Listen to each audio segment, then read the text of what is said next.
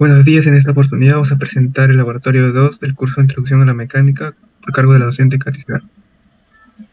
Los integrantes son Juan Chucho Torres, Harold Espinosa Guamaní, Carlos Gutiérrez Tazaico, Elizabeth Seda Chávez y quienes habla Christopher Palomino Guillén.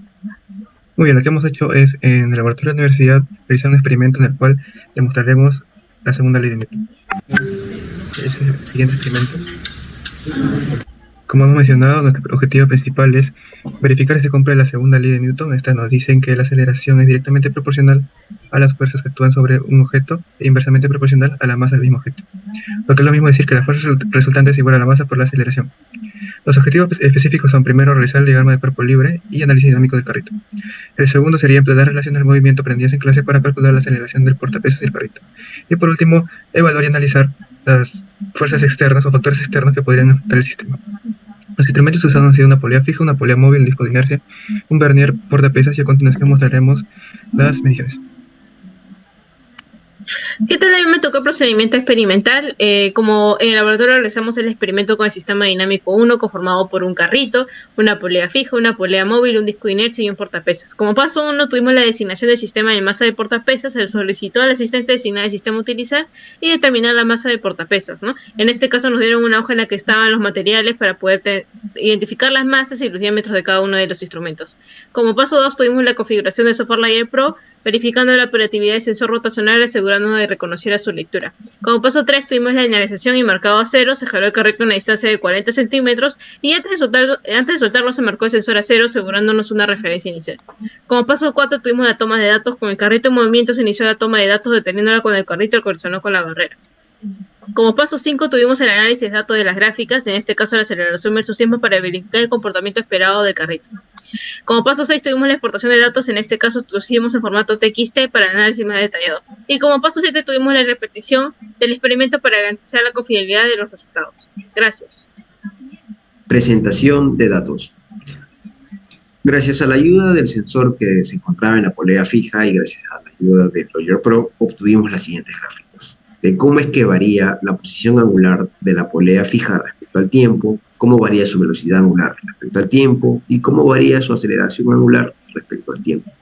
Aquí quiero recalcar que tomamos hasta el primer segundo, dado a que es el momento en donde el carro choca contra la barrera. Cuestionario. Problema 1. Realizar el DSL del carrito con su respectivo análisis dinámico. En el eje X presentamos las fuerzas de tensión, fricción 1 y fricción 2. Y en el eje Y presentamos las fuerzas de normal 1, normal 2 y el peso. Ahora, recordar que la suma de fuerzas es igual a la masa por la aceleración. La suma de fuerzas en X es igual a la masa por la aceleración en X. En este caso, la tensión menos la fricción 1 menos la fricción 2 va a ser igual a la masa por la aceleración en X. Y la suma de fuerzas en el eje Y va a ser igual a la masa por la aceleración Y. En este caso, la normal 1 más la normal 2 menos el peso va a ser igual a la masa por la aceleración Y. Ahora, también la suma de torques es igual a la inercia por la aceleración angular.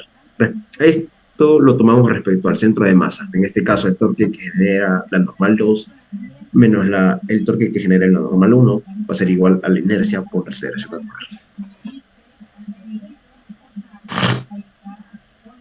Bueno, en cuanto al problema 7, con la información que ha obtenido, calcula la aceleración de cada elemento del sistema. La polea fija es igual a la aceleración angular. El carrito solamente nos queda la aceleración tangencial, que sería igual a la aceleración angular por el radio externo de la polea fija. Y para la masa del portamasa y la polea móvil también solamente nos queda la aceleración tangencial, la cual es igual a la aceleración angular por el radio interno de la polea fija sobre 2 y se divide entre 2, porque cuando la polea móvil recorre 1 metro, la cuerda recorre 2 metros. En este caso hemos escogido para un tiempo t igual a 0.5 que nos da los siguientes resultados. Para el carrito 0.2583 metros sobre segundos y para la masa portamasa y polea móvil 0.0852 metros sobre segundos. Para el problema 8 de expresión de la masa de la polea fija, móvil y disco de inercia usa las relaciones de movimiento para calcular la aceleración de portapesas y carrito. En este caso hemos utilizado el teorema del trabajo neto y podemos concluir que las observaciones que la velocidad no depende de la masa, por lo que la aceleración tampoco dependerá de la masa. Se anulan las masas. Las variables, la aceleración radial o centrípeta, la tangencial, la aceleración angular, radio mayor y el radio menor. En la aceleración del carrito utilizamos el radio mayor. Entonces la aceleración, como no hay radial, tenemos que la aceleración es igual a la aceleración tangencial, lo cual es igual a la aceleración angular por el radio, que nos da un total de 0.2583 metros sobre segundo aproximadamente. Y en la aceleración del portamasas, similar, también solamente hay aceleración tangencial, lo que sabemos y nos da que la aceleración es igual a la aceleración angular por el radio sobre 2, que nos da un total de 0.0852 metros sobre segundo al cuadrado.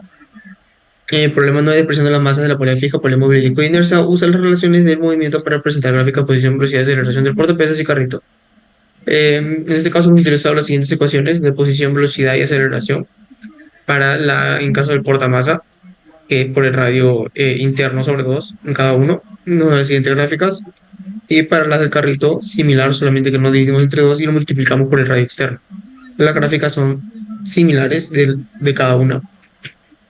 Y para el problema 10, explicar qué factores externos afectan al sistema y cómo podrían ser cuantificados por medio de fórmulas para obtener un resultado más preciso. Encontramos 3 fuerzas externas que intervienen en la medición de datos de nuestro sistema: la resistencia del aire, que se opone al movimiento, que se calcula como K velocidad al cuadrado. E involucrando nuestro sistema, podemos decir que la fuerza total es igual a la fuerza de gravedad más la fuerza de la resistencia. Por otro lado, tenemos la fricción entre la polea y la cuerda y las ruedas y la superficie. Pero la fricción, para hallar la fricción necesitamos un coeficiente de fricción y multiplicarlo por lo normal, el cual en este caso por estos problemas no tenemos, sino para los problemas específicos. La pregunta 11, comparar los resultados hallados en la pregunta 7 y 8, explica qué conveniente sería despreciar las masas. Podemos decir que al consultar los resultados de las aceleraciones de los objetos del sistema expuestos en la pregunta 7 y 8 se evidencia que son idénticos. Esto se fundamenta en la aplicación del principio de trabajo neto igual a la variación de la energía cinética. A partir de este análisis, podemos concluir que la masa no ejerce influencia en la aceleración, velocidad o desplazamiento del sistema. Esta constatación nos conduce a la conclusión de que resulta conveniente desestimar o despreciar el efecto de la masa en estos cálculos.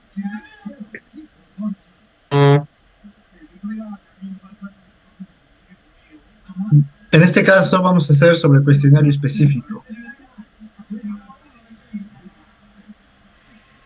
Y en la primera pregunta nos piden si el coeficiente de rozamiento entre el carril y el carrito es 0,6, ¿cuál será la fuerza de rozamiento entre el carrito y el carril? Para esto usamos la ecuación de la fuerza de rozamiento, la cual es el coeficiente de rozamiento por la normal. Y para hallar la normal usamos la masa del carrito en kilogramos y la gravedad 10 metros por segundo al cuadrado. Resolviendo, tenemos que la normal nos es igual a 10,194 newton. Entonces, reemplazamos la normal en la fórmula de la fuerza de rozamiento. Lo que nos da igual a la fuerza de rozamiento igual a 6,1164 newton. Y la segunda pregunta nos dice, si el sistema solo actúa en la tensión y la cuerda, obtenga la tensión de la cuerda. Hallamos la ecuación de la tensión de la cuerda. Para esto, nos formulamos que la tensión de la cuerda es igual a la fuerza de fricción igual a la masa por aceleración del sistema. Tenemos la fuerza de rozamiento, la cual hallamos en la primera pregunta. Y vamos a usarla para este ejercicio. Hacemos lo mismo, vemos, reemplazamos el radio, aceleración en el eje X. En la cuerda es igual a 6,338 newton. Ahora vamos a graficar lo que es la posición, una gráfica velocidad sobre aceleración. Para esto usamos los datos que nos brindaron en el problema, en el laboratorio. Usando las fórmulas podemos ver cómo los datos van entrando al cuadro. También nos brinda el radio externo. Y usando un sistema para graficar podemos visualizar la forma de la gráfica. Pero, ¿qué podemos interpretar de esta gráfica? Podemos interpretar que la imagen nos muestra una relación que existe entre la velocidad y la aceleración del carrito. Vemos que tiene una forma de fase o espacio de fase, lo cual nos sirve para analizar los sistemas dinámicos, y en especial del cual podemos obtener la información del cambio de aceleración a medida que varía la velocidad, como también cómo la fuerza aplicada al carrito varía con respecto a su velocidad. Observaciones.